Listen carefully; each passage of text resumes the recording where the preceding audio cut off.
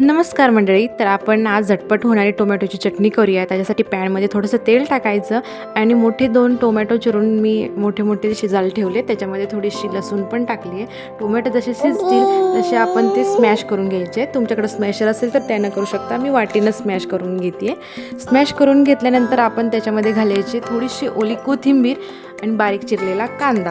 आणि तुम्हाला कोणते याच्यामध्ये इन्ग्रेडियंट्स ॲड करायचे असतील तर तेही करू शकता. ज्याप्रमाणे आपण वांग्याचं भरीत करतो त्याचप्रमाणे ही टोमॅटोची चटणी करायची आहे. आणि त्याच्यासाठी थोडीशी आपण हळद घालायची आहे, चवीपुरतं मीठ घालायचं आहे आणि मी घालते कांदा लसूण मसाला. तर तुम्ही त्याच्यात तिखट ॲड करू शकता आणि अजून काही गरम मसाला वगैरे घालायचा असेल तर तेही घाला. मला जास्तीचे मसाले वगैरे काही नाही, साधी सिंपल चटणी करायची आहे त्याच्यासाठी इतकंच घातलं आहे. आणि हे झाल्यानंतर ते सगळं मिक्स करून घ्यायचं. त्याच्यामध्ये चिंचगुळाची थोडीशी चटणी पण ॲड करा आणि इथं आपली भाजी रेडी आहे. चटणी आवडली असेल तर नक्की चॅनलला सबस्क्राईब करा. भेटू पुढच्या व्लॉगमध्ये. बाय.